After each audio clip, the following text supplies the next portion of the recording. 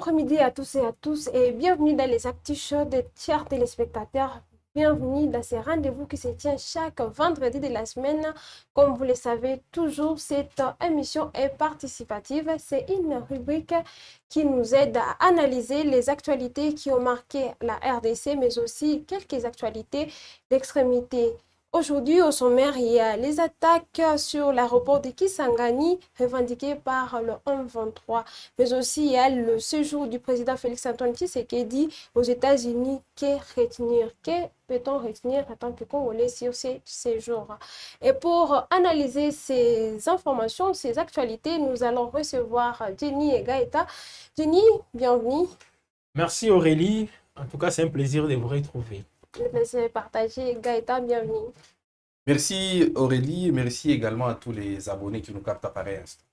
Chers téléspectateurs, vous êtes nombreux à nous suivre. Veuillez réagir, veuillez donner votre contribution dans les chats et nous allons vous lire. C'est une émission participative et tout le monde peut donner sa contribution.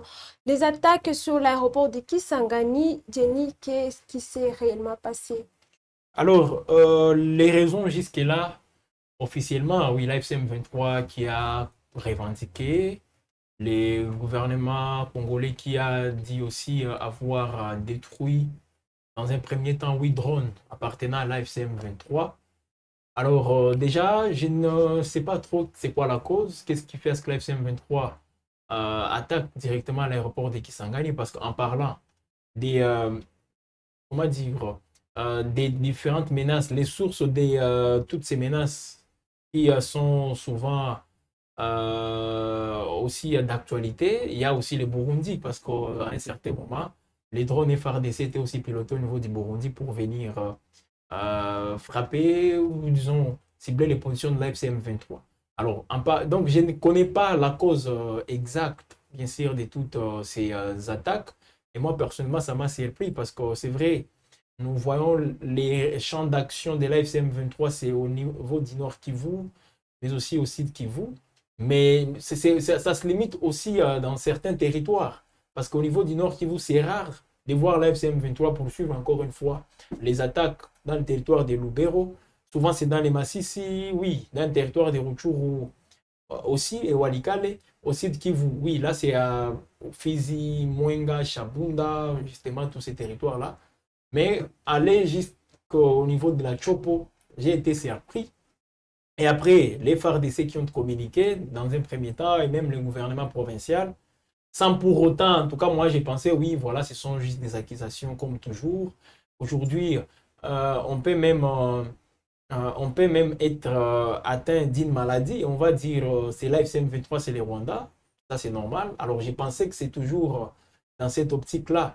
Mais quand l'AFC M23 a communiqué, revendiquant les attaques, les drones, voilà, au niveau de Kisangani, là, je me suis dit, mais là, c'est une autre dimension qui est cette guerre ou dans ces conflits. Et J'ai des pourquoi craintes. le M23 a revendiqué cette fois-ci? Alors, dans leur communiqué précédent, ils disaient toujours que, oh, voilà, on est là pour protéger les populations, que Kinshasa est en train de tuer. Alors, ils insistaient aussi sur les menaces qu'ils doivent attaquer à partir de la source. Alors, c'est ce qu'ils ont fait selon dans les bien leur communiqué. Ils disent qu'ils ont attaqué l'aéroport de Kisangani pour éliminer la menace à sa source. Alors, est-ce que réellement la menace a été éliminée? Les FARDC ou même le gouvernement au niveau de la Chopo dit le contraire. Donc, dans l'ensemble, moi, personnellement, j'ai été surpris. Mais c'est la suite aussi de ces événements, c'est la suite de ces conflits. Donc, on est en train d'aller escalade par escalade au lieu plutôt de prôner beaucoup plus des voies qui peuvent nous ramener dans une désescalade. Donc, c'est une autre étape de ces conflits. Malheureusement, c'est encore une fois en défaveur de la République démocratique du Congo parce que Kisangani est habité par des populations et il faut voir les mesures qui ont été prises avec le gouvernement provincial. Donc, dans l'ensemble, c'est encore une fois quelque chose à déplorer. Quelles sont les conséquences immédiates de la sécurité de Kisangani et l'Ituri, mais aussi la région environnante, donc la région, genre le voisin, les pays voisins comme le Burundi et les autres?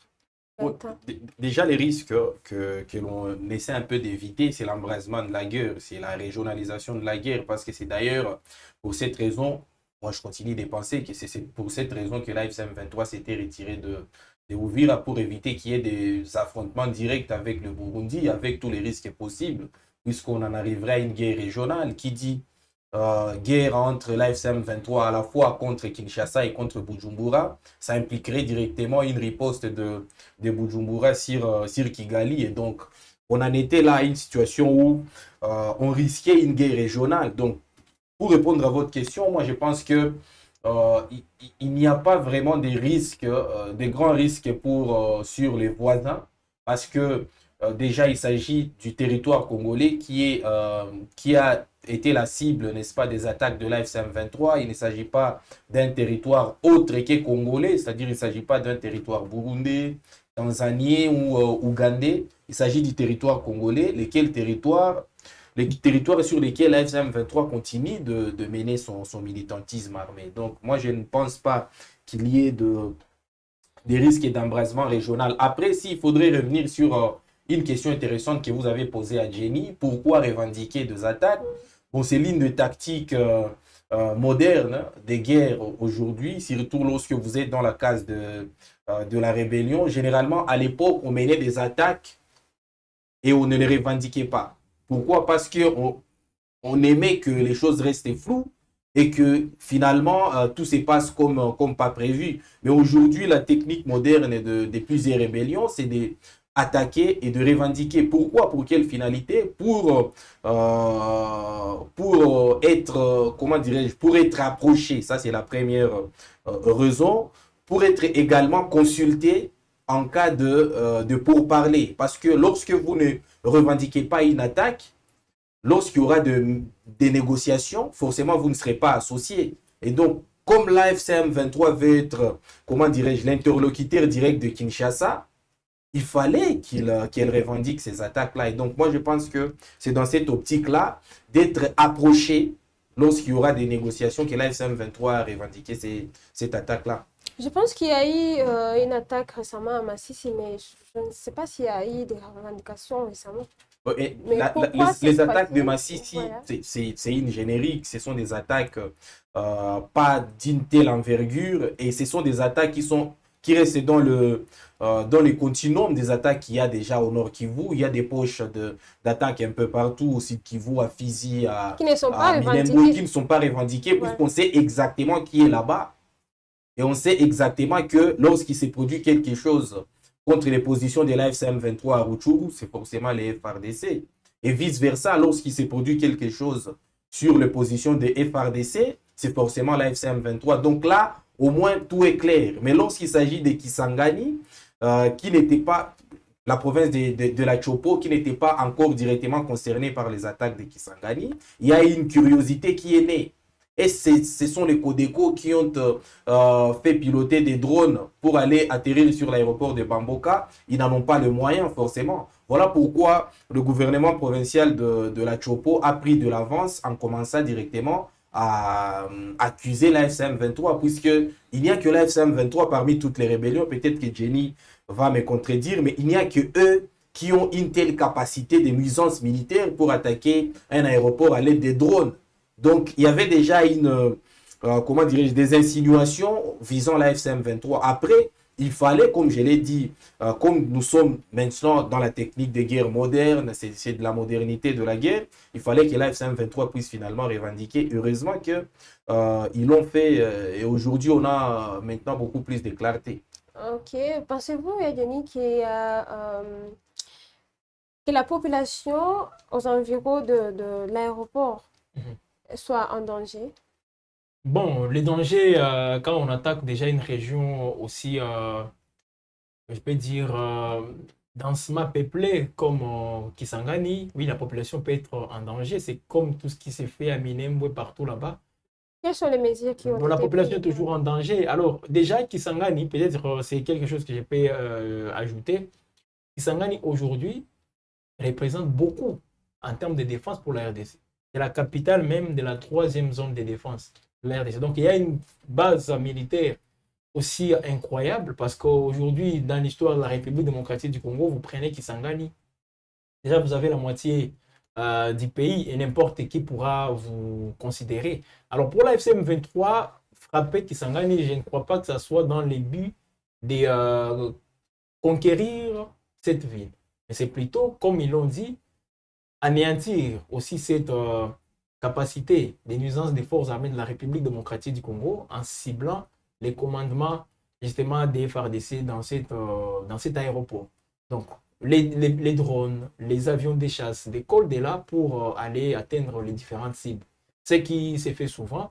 Alors, ils ont attaqué Kisangani. Alors, déjà, moi, ce qui m'a surpris, comme je le disais, je ne m'attendais pas à ce que Kisangani soit déjà dans les plans de l'AFCM 23. Non seulement pour conquérir la ville, mais aussi pour essayer un peu d'atteindre les bases de l'AFCM 23, du gouvernement, des FARDC. Donc aujourd'hui, même Kinshasa, avec ce qui s'est fait à Kisangani, donc Kinshasa peut être aussi attaqué par l'AFCM 23. Ils peuvent le faire aujourd'hui.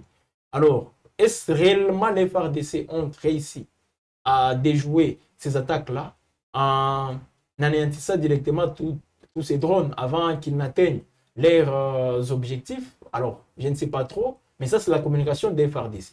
Côté FCM 23, il parle aussi d'un centre de commandement détruit. Est-ce que c'est vrai?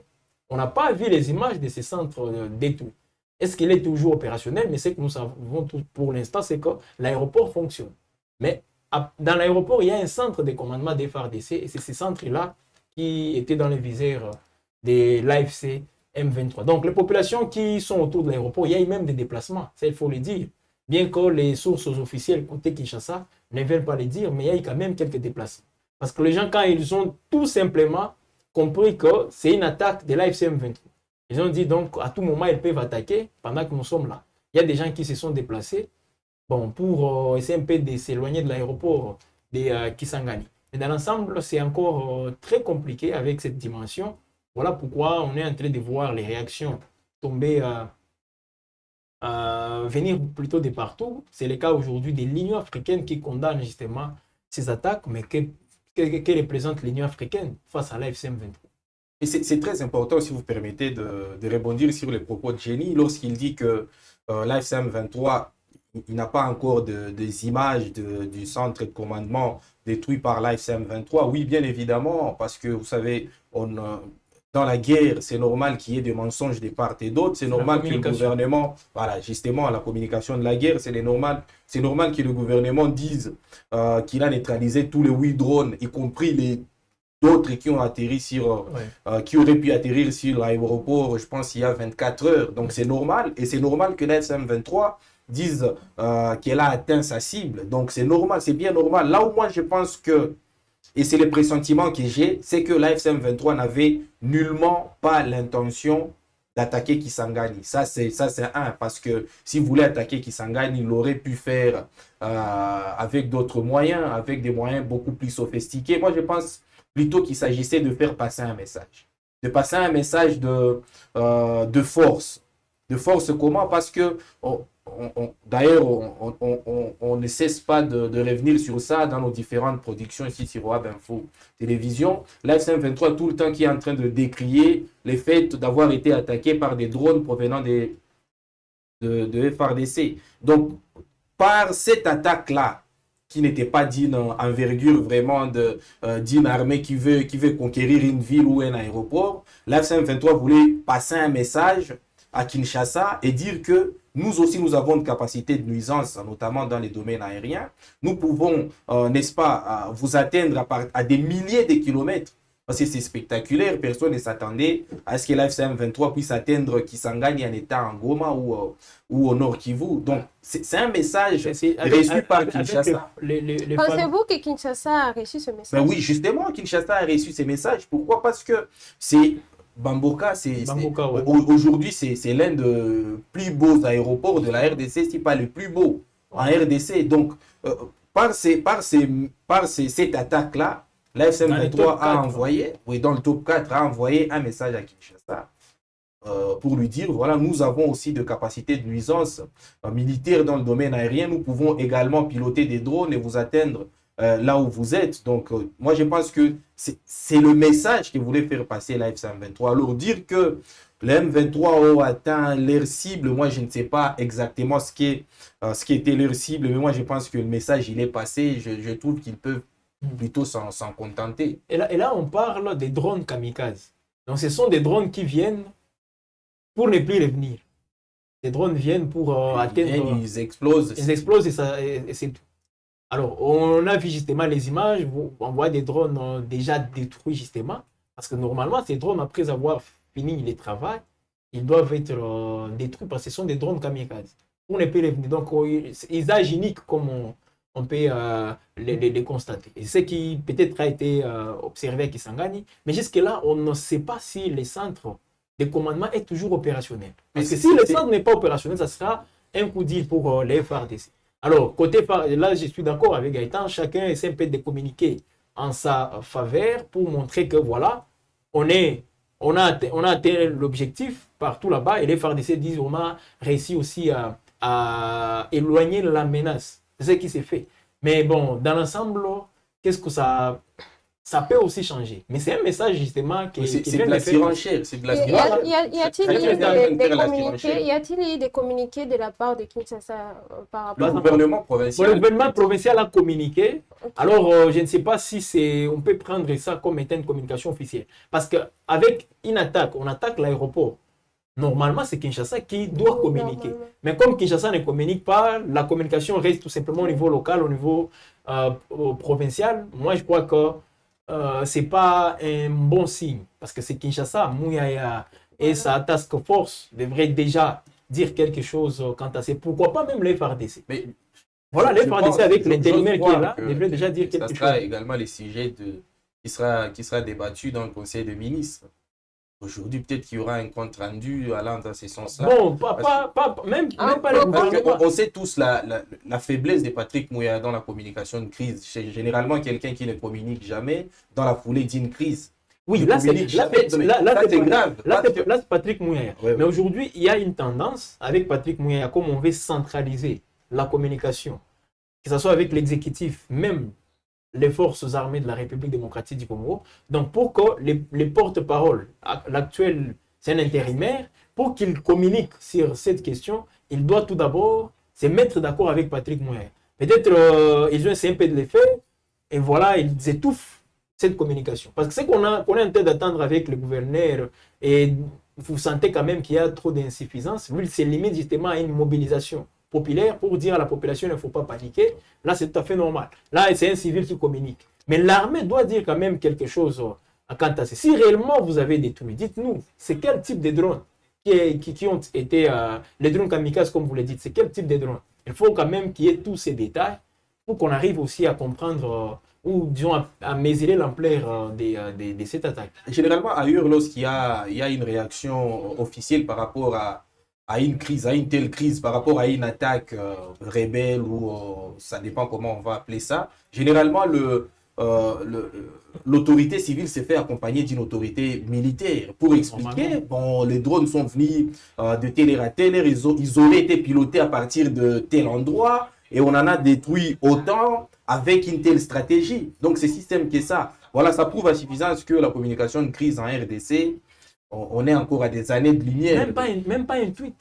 On est encore à des années de lumière d'une bonne communication des crises. Donc, je suis désolé, mais je ne sais pas si Patrick Mouya n'en a pas de moyens, mais à chaque crise qui survient... On est en train d'étouffer ça. Pour réunir les moyens et avoir ils sont en train peut-être d'étudier une communication qu'ils viendront les internes laisser place à la spéculation. Aujourd'hui, si je viens, je dis, le gouvernement provincial a menti en disant qu'il y a eu 8 drones détruits et que je pense qu'il y en a eu que 2. Mais vous allez me tenir rigueur. Mais c'est ce que nous faisons là. Il n'y a aucune communication. Oui, c'est la spéculation. Mais la différence de ces côtés-là, c'est que l'AFC M23 connaît Nanga. Officiellement, ils ont communiqué. Ils ont communiqué. Voilà la différence.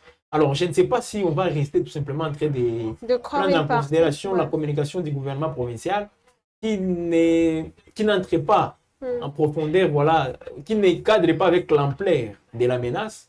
Bon, c'est toujours aussi compliqué, jusqu'au point où ils ont pris des mesures au niveau de Kisangani. Donc, on minimise malheureusement ces suspects. On ne prend des mesures qu'après avoir prélevé la bonne information. Ont-ils l'information de là d'où ces drones sont partis? Voilà. Ils n'en ont pas. Alors, Pilotés depuis voilà. C'est silence dit qu'ils sont en train de faire des recherches par rapport à... Mais ils ont tout d'abord Qu'est-ce qui dit exactement que ces drones n'ont pas été pilotés à partir de Kisangani, par exemple? Ça aussi. Mais il n'y a pas d'éléments. Il n'y a pas d'éléments. C'est possible. La RDC est vaste. C'est possible que ces drones aient également été pilotés à partir de Kisangani. Alors, il n'y a pas d'informations recoupées. Il n'y a pas, comment dirais-je, des explications techniques d'un commandant d'armée. Mais du coup, on a senti, le gouverneur a atterri, je pense, quelques heures après. Ouais. Et puis après, il a commencé à prendre des mesures qui, pour moi, ce ne sont pas des mesures fiables, puisque ces mesures-là ne partent pas des bonnes explications de la réalité. Merci beaucoup Gaëtan, merci Jenny. Alors, qu'à retenir du séjour de Félix Antoine Tshisekedi aux États-Unis? Gaëtan. Bon, c'est la diplomatie agissante. Récemment, on a créé un autre concept, la diplomatie offensive. Offensive, oui, parce qu'on avait entendu... Elle était dans la défensive. Elle était encore dans la défensive. Donc, on est passé de agissante à offensive. Pour une fois, moi, je suis satisfait du voyage du président de la République. Je suis rarement satisfait de ses voyages parce que je pense qu'il fait des allers et retours pour le moins inutiles pour les pays. Mais pour une fois, je suis satisfait. Pourquoi? Parce qu'il s'est servi de ces voyages a priori inutiles, puisque la raison pour laquelle il est parti aux États-Unis, c'était un dîner réservé aux officiels. Dîner de prière. Dîner de prière réservé à quelques officiels qui, du reste, ne sont pas de présidents des républiques. Ce sont généralement des amis de Donald Trump, des gens...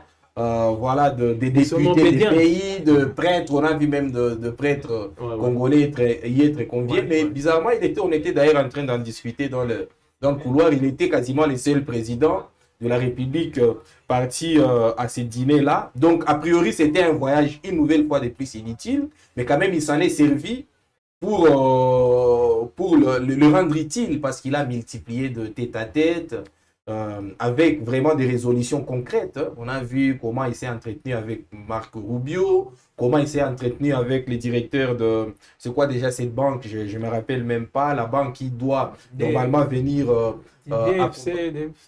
un truc du genre, la banque qui doit normalement venir accompagner l'achèvement du corridor de Lobito et les projets Inga, le grand Inga. Donc, on a senti quand même qu'il y a eu du travail. Après, il a obtenu également, sur fond d'une pression, des sanctions contre le Rwanda. Donc, et politiquement et économiquement, on a senti quand même qu'il y a eu quelque chose. On peut au moins tirer quelque chose de ces voyages-là. Ce n'est pas le cas de la mésaventure qu'il est parti faire à Lomé, un peu partout. Il est parti quasiment en visite expiatoire. Donc, je retiens quelque chose de positif. Je vois les verres à moitié pleins plutôt qu'à moitié vides, comme lors de ses précédents voyages. Est-ce que cette visite, Jenny, influence-t-elle l'image de la RDC sur la scène internationale? Bon, d'une part, oui, parce que quand on voit un Donald Trump parler de Félix Tshisekedi, le présentant comme un président courageux, brave, et il a aussi insisté en disant... Ah, vous avez bien retenu. Oui, c'est ce qu'il a dit. Il a dit encore, c'est un vrai président. Et là, dans la salle, Martin Fayol était là. Opposant de l'ancien Cholet. De l'ancien Cholet était là. Eric Senga, donc de l'ancien Cholet, c'est monseigneur de l'ancien Cholet, lui qui est secrétaire de la Senko. Il y avait aussi les secrétaires de l'ECC. Ils étaient tous là. Quand on présentait les chefs de l'État, quand Donald Trump... Vous pensez que c'est sincère, cette présentation? Alors, avec Donald Trump, je ne saurais pas dire si c'est sincère. Mais c'est ça même l'angle que je voulais aborder pour dire, moi je ne suis pas totalement satisfait de ces voyages. Pourquoi je ne suis pas satisfait? Parce que je ne vois pas trop de différence avec les déplacements du président Félix Tshisekedi du 4 décembre 2025, lors de la signature des accords de paix de Washington avec le Rwanda. Il a obtenu des sanctions, des garanties de sanctions. Ce sont des garanties de sanctions, mais jusque-là, nous ne sommes pas à l'étape des sanctions concrètes. D'abord, les quatre ont signé les accords de Washington. Et là, tout le monde disait, finalement, c'est la paix qui est de retour dans la partie est de la République démocratique du Congo. 10 jours après, c'est Ovira qui tombe, entre les mains de la FCM23. Le point zéro. Point zéro, tout ça, entre les mains de la FCM23. Pendant que les gens festoyaient, des gens disaient, oui, on est en train d'obtenir des résultats. Alors, aujourd'hui, le président qui va à Washington, d'une part, je suis satisfait sur le plan économique avec les accords bilatéraux RDC, États-Unis. Je crois qu'il y a des avancées sur ces terrains-là. On est en train d'avancer avec les Américains pour essayer un peu de mettre les choses justement, donc qu'on concrétise déjà les choses. Mais la grande inquiétude que j'ai, je ne suis pas pour, ou disons, je ne suis pas d'accord qu'on privilégie beaucoup plus l'aspect économique au détriment de l'aspect sécuritaire. C'est bien de recouvrer d'abord cette paix et puis le business pourra intervenir après. Mais je suis en train de voir les Américains se focaliser beaucoup plus sur l'aspect économique parce qu'ils savent, avec ou sans la paix, ils peuvent accéder aux richesses de la République démocratique du Congo. Ça, c'est une réalité. Mais au lieu de nous garantir d'abord, de nous rassurer que la paix est recouvrée totalement dans la partie orientale du pays, on les voit en train de... Même quand on arrive sur le point de mobiliser la banque, ça veut dire qu'on est en train d'avancer quand même sur ces terrains-là. On avance vite, mais pour la RDC, qu'est-ce qu'on va gagner finalement? Qu'est-ce qu'on va gagner?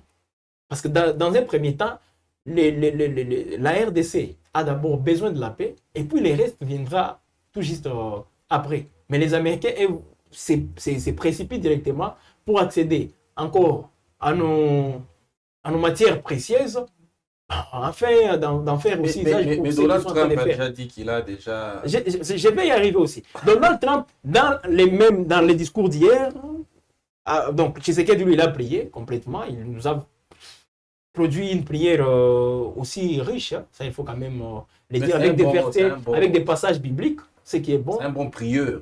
Justement. Mais de l'autre côté, vous allez voir Donald Trump qui insiste encore.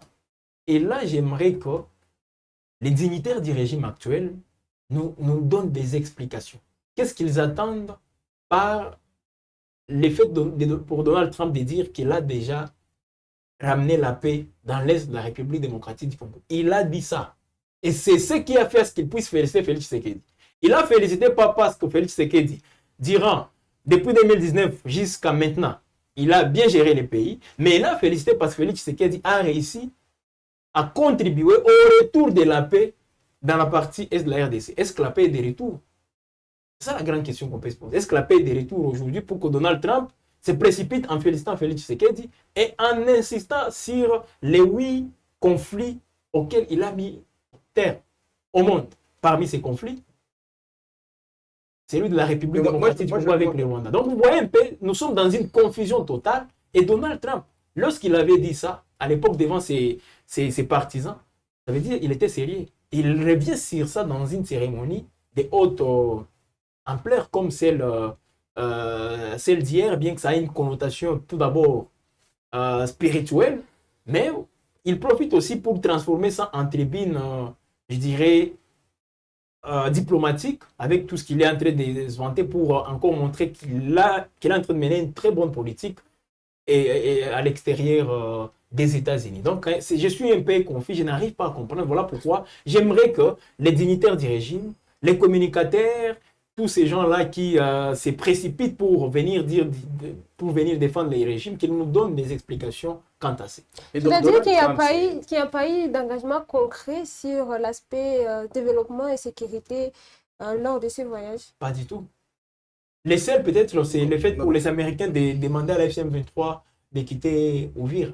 Et ce n'est pas la première fois. Après, moi, je pense que Donald Trump, c'est un one-man show. C'est quelqu'un qui aime les shows. C'est quelqu'un dont la parole est un tout petit peu démesurée. Donc, c'est lui, ça. Il faut le comprendre. Il faut comprendre d'abord le personnage, d'ailleurs, qui me fascine beaucoup. Mais ce sont des vies qui sont en jeu. Mais oui, Non, mais il dit tout avec Comprendre humour. Donald Lorsqu'il part Trump. capturer Maduro, il dit, voilà, je voyais comme si j'étais en train de suivre un petit film. Donc, il a il a une telle légèreté dans ses paroles qu'il faut de moins en moins s'y fier. Après, moi, je pense que Donald Trump, s'il dit qu'il a ramené la paix, ça veut dire une chose, ça veut dire qu'il a achevé le travail pour lequel il a été C'est la contacté. troisième fois Il l'a qu'il pas est- Non, mais encore achevé. il a achevé dans Ouais. quel sens? C'est la troisième fois Il a qu'il est- été approché pour, n'est-ce pas, mettre sur la même table Kagame et Tshisekedi. Il a fait. Et ils ont d'ailleurs signé.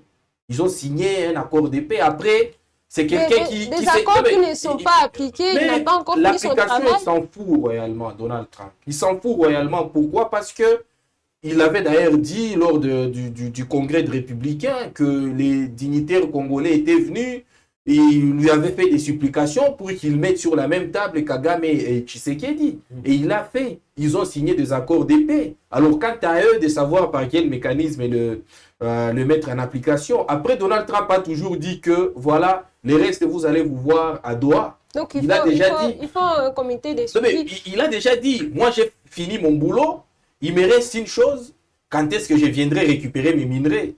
Pendant ces temps, les restes, allez vous voir à Doha. Moi, je ne serai là que comme observateur. D'ailleurs, parmi les points phares de conclusion de pourparlers de Doha, c'est que les États-Unis font partie des pays qui vont devoir assurer le suivi de ces accords-là de Doha. Mais comme on n'en est pas encore aux accords de Doha, lui, certainement, lui, il pense qu'il a déjà fini son boulot. Son boulot, c'est limité. Il faut quand même rester à ce niveau-là. Son boulot, c'est limité à mettre Tshisekedi et Kagame sur la même table, qui signent un accord de paix, alors qu'il ne les respecte pas ou qu'il les respecte, il s'en fout royalement. Lui, il ne lui reste qu'une chose, venir prendre ce qui lui a été dû, ce qui lui est dû, c'est-à-dire les minerais de la République démocratique du Congo. C'est ça. Voilà pourquoi j'étais en train de vous dire récemment que Donald Trump ne sait même pas ce qui se passe en RDC, en vrai. Il ne sait même pas qu'on a bombardé l'aéroport, je ne sais pas, qu'on a attaqué l'aéroport de telle ou telle part. Il ne sait pas. Tout ce qu'il sait, c'est qu'il a mis sur la même table des dirigeants qui s'est regardé en chaîne faïence et que donc, tout ce qui lui reste, c'est ce qui lui est dû, c'est-à-dire les minerais de la RDC. Cobalt, cuivre, quoi d'autre, lithium, tous ces minerais stratégiques-là. Mais c'est compliqué, Ça me alors fait qu'il n'y a peur. pas de suivi, que ça fait peur. En tout cas, ce sont des vies qui sont en danger. Et pour lui, Donc vous vous attendiez à ce que des troupes américaines viennent en Qu'ils fassent RDC? le suivi de cette applicabilité de cet accord, Ça, il faut rêver. normalement. Non mais ça, c'est un rêve. il faut régler ça à Mais droit. les accords-là ne se limitent pas seulement à des signatures et c'est tout. Non mais, Qu'est-ce que ça vaut? Mais ils ont déjà ça- signé. non, mais vous aviez vu la réaction en RDC lorsque ces accords-là avaient été Voilà. signés. Vous vous rappelez? La fête qu'il y avait eu à Kinshasa. Oui. Même lui, lorsqu'il s'est Moi-même, pris à ces j'avais vidéos-là, la paix est de retour. Artisan de la paix, Tshisekedi qui dit, voilà, finalement, j'ai terminé la guerre en Et RDC. les mêmes présidents de la République démocratique du Congo disent qu'ils voteraient pour Donald Trump pour le prix Nobel. Êtes-vous du même Le même avis il est dit. que Gaëtan sur les accords? Mais c'est tout à fait vrai. Parce que les accords, oui, on a conclu les accords. Pour Donald Trump, ok, Faut un suivi. c'est tout. Bon, justement, il faut qu'il y ait un suivi. Mais est-ce qu'on a mis en place un cadre de suivi pour ces accords-là de Washington? Les mécanismes que vous voyez nous renvoient où c'est à Doha. Et pourtant, à Doha, on n'a pas encore terminé. Il reste, je crois, 7 protocoles parce qu'on vient de signer un restant. On vient de finir avec un seul. Avec le mécanisme. un taux d'applicabilité de combien? 25%. Voilà. Pour les accords bon, même de Washington, il y a des baromètres qui. Et c'est un peu des sécuritaires qui reviennent sur ça. Donc, même les accords de Washington, jusque-là, on ne sait même pas où est-ce qu'on en est. Que ce soit sur le plan économique, parce qu'il y a des choses qu'il faut aussi préciser sur le plan économique avec le Rwanda. Aujourd'hui, les matières précises de la République démocratique du Congo seront exploitées de manière, je dirais, commune avec le Rwanda. Le Rwanda donc va jouer son rôle là qui lui avait été donné lors des accords avec Kinshasa lorsque Félix Tshisekedi accédait au pouvoir. Donc le Rwanda qui va être là comme un éclaireur, qui va avec les carnets d'adresse, tout ça, Donc la RDC vous envoie Mais ça au ne Rwanda. trouvez-vous pas qu'il y a une contradiction Oui, entre justement. cette signature-là, entre cette disposition-là, et le fait que la RDC tienne à tout prix à finaliser les corridors de Lobito? Parce que qui dit corridor de Lobito dit que les minerais ne transiteront plus par les Rwandais pour aller passer par l'océan, je ne sais pas, l'océan Atlantique. Donc, le corridor de Lobito permettra, n'est-ce pas, plutôt à l'Angola, à la Zambie et d'autres pays frontaliers à la RDC de ce côté-là, voilà. Là, oui, justement, c'est des accords différents. Alors, avec les États-Unis, ce sont là les accords bilatéraux plutôt, signés entre la RDC et les États-Unis, qui entrent déjà dans les cadres du corridor de Lobito. Alors là, c'est beaucoup plus les sites. Lualaba, une partie aussi du Haut-Katanga et les restes. Mais pour l'axe Kivu, Maniema, donc on voit aussi même la province, la Grande Orientale. Cet axe-là, c'est maintenant dans les cadres des accords avec donc les Rwandais, la RDC et les États-Unis. Et on voit même l'implication d'autres pays de la sous-région avec l'EAC, les Kenya, l'Ouganda, tous ces pays aussi. Voilà pourquoi ils étaient aussi associés lors de la signature des accords de Washington. Donc, en gros, nous sommes dans les flous. Ça, il faut quand même les préciser. On ne sait pas qu'est-ce qui est prioritaire. Si c'est la paix ou le business. Mais pour les Américains, ils ont déjà fait les choix. Ils sont dans le business. Et ils sont d'ailleurs en retard. Ils veulent venir le plus vite possible pour finaliser avec ces histoires-là. Donc, c'est un peu ça. Ah, c'est compliqué, en tout cas, c'est de toute une population qui est en danger. Alors, quand retenir Gaëtan sur les propos tenus par Paul Kagame, il a nié que Kigali n'est pas derrière le déclenchement de la guerre en RDC. Mais il devrait faire autrement. Je ne sais pas si Kagame allait se présenter devant la presse mondiale, devant comment dirais-je, les ambassadeurs accrédités au Rwanda et des officiers rwandais et dire, voilà, nous confirmons que nous pillons les minerais de la RDC. Il n'allait jamais les dire. Pourquoi? Parce que je ne sais pas si c'est parce qu'il n'est pas convaincu par ça ou parce que c'est un langage diplomatique, mais on ne pouvait pas quand même s'attendre à quelque chose de différent venant de Paul Kagame. Voilà, cette allocution-là témoigne d'une chose, témoigne qu'il n'y a pas d'évolution. Il n'y a pas d'évolution entre la perception de Kigali, du conflit de l'Est et de la RDC, mais également la conception de Kinshasa, parce que pour Kinshasa, c'est Kigali qui sème la terreur à l'Est de la RDC. Et pour Kigali, c'est Kinshasa qui fait qu'il y ait toujours la terreur sur son propre territoire. Pourquoi? Parce que Kagame a dit exactement que c'est du fait de ne pas, n'est-ce pas, aborder les causes profondes du conflit que les conflits persistent toujours en République démocratique du Congo. Et quelles sont ces causes profondes du conflit pour Kagame? Un, c'est la persécution des minorités rwandophones en RDC et par les ethnies majoritaires et par le régime de Kinshasa lui-même. Et des deux, la mauvaise gouvernance de Kinshasa qui fait que beaucoup de frustrés puissent prendre les armes contre ces régimes-là.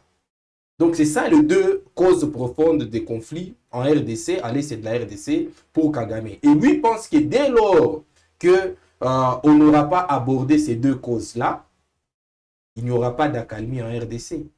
Et que donc, d'ailleurs, il a expliqué que la raison pour laquelle le Rwanda continue à être beaucoup plus regardant sur les questions internes à la République démocratique du Congo, c'est que la RDC elle-même représente un danger pour le Rwanda. À quel niveau? Au niveau où la RDC héberge les anciens génocidés, c'est ce qu'il a dit. Parce mais que les FDLR qui disent qu'ils sont ici, c'est pas au Nord Kivu. Aujourd'hui, c'est un 23 qui contrôle cette partie. Mais et les génocidaires là qu'on parle toujours, mais depuis qu'ils sont nés, c'est depuis... on ne sait même pas si ça existe toujours. Oui, justement, c'est d'ailleurs... il a abordé cet angle en disant que oui, aujourd'hui, on peut dire qu'ils ont 90 ans maintenant, mais s'ils ont 90 ans, ça veut dire qu'ils sont là. Mais ils sont là, et ils ont légué leur idéologie génocidaire à leurs enfants qui sont du reste restés dangereux. Donc pour Kagame, moi je pense que le régime des Kagame est tellement hanté par cette question des FDLR qu'il sera très difficile de s'en débarrasser, qui sera très difficile, n'est-ce pas, pour le régime rwandais comment dirais-je, de vider cette question-là tant qu'il y aura des indices, des petits indices même, aussi petits soient-ils, de la présence des FDLR sur les sols congolais. Alors, moi je proposerais à ce que, je ne sais pas s'il faudrait revenir sur la solution de 2008, qui dirait que ça n'a rien donné n'a pas donné des résultats concrets lorsque l'armée rwandaise mener les opérations conjointes au Mont-Jawetu, je crois. Au Mont-Jawetu, lorsque l'armée rwandaise était venue en RDC pour traquer ces FDLR. Je ne sais pas s'il faudrait reprendre cette formule-là pour au moins prouver. Parce que Kinshasa prouve que dit tout le temps qu'il n'y a plus de FDLR en RDC. Mais tout en acceptant, en signant les engagements pour neutraliser les désarmés. Donc il y a un double langage. Et donc moi je pense, s'il faudrait en arriver là pour qu'on en finisse une fois pour toutes, parce que finalement ça commence à faire long. Ça fait des années que les gens meurent à l'est de la RDC. Moi je pense qu'il faut les faire. Il faut les faire. Telle est la conception, comment dirais-je, il faudrait faire cette concession-là, qu'on la fasse pourvu que, n'est-ce pas, la paix revienne à l'est de la RDC. Si du moins le FDLR se trouvait au Nord Kivu, et aujourd'hui c'est le Nord Kivu, les M23 qui contrôlent le Nord Kivu. Alors, que dire? En tout cas, moi je ne comprends pas. Si les M23 occupe le Nord Kivu, je pense plutôt ici à l'Est. Le 23 n'est pas dans les parcs. C'est facile pour eux. C'est facile pour eux de traquer ces FDLR parce que c'est un thé qui sont en train de gérer cette partie. Le 23 peut être dans les grandes agglomérations sans pour autant être aussi dans la forêt. Pourquoi ne pas y entrer? Parce que nous avons tous, si aujourd'hui vous prenez la route Goma, Butembo. Vous connaissez ce qu'on appelle les Boussens. Voilà, les coupeurs des routes qui sont là. Même Kinshasa, non mais même la RDC ne parvenait pas à assurer la... Même le gouvernement, c'est pas facile de délocaliser l'État là-bas. Donc c'est pas facile aujourd'hui de délocaliser les... Moi je pense que dès lors que notre propre gouvernement admet en signant en reconnaissant l'existence des FDLR. Comme aussi le Rwanda a reconnu aussi sa collaboration avec les M23. Oui, justement, le Rwanda a reconnu sa collaboration. Mais est-ce que ça veut dire soutien? Bon, il y a un débat là-dessus. Je ne suis pas du tout très disposé à rentrer dans ces débats d'intellectuels, le vocabulaire, tout ça, soutien, collaboration, ça veut dire quoi? Mais dès lors que notre propre gouvernement, je parle de notre propre gouvernement, ils n'ont pas eu de main, de pieds liés lorsqu'ils sont partis signer ces accords-là. Dès lors qu'eux-mêmes reconnaissent qu'il y a encore des FDLR en RDC, qui sommes-nous? Qui suis-je pour nier ça? Je pouvais nier ça avant que le gouvernement les reconnaisse officiellement. Mais le gouvernement, notre propre gouvernement, a reconnu ça. En signant notamment les différents protocoles à Doha, en signant également pour la neutralisation, dans les accords de Washington, pour la neutralisation des FDLR. Si vous signez que vous allez neutraliser les FDLR, ça veut dire que vous reconnaissez qu'ils existent. Les derniers communiqués, que vous en êtes alliés. Les derniers communiqués du Congrès américain, on demande à l'AFC, donc au Rwanda, de cesser tout soutien à l'AFC 23, on demande aussi au gouvernement congolais de tout faire. Et on a signé. Nous, on se promène avec ces fameux accords. On demande aussi. Ces accords-là qui ne sont pas là. C'est un couteau aussi à double tranchant. Ils tranchent partout. Vous allez de ce côté, ils peuvent trancher ici, aussi c'est comme ça. Alors ils ont aussi demandé au gouvernement congolais de tout faire pour neutraliser l'FDLR. Et le gouvernement congolais a signé.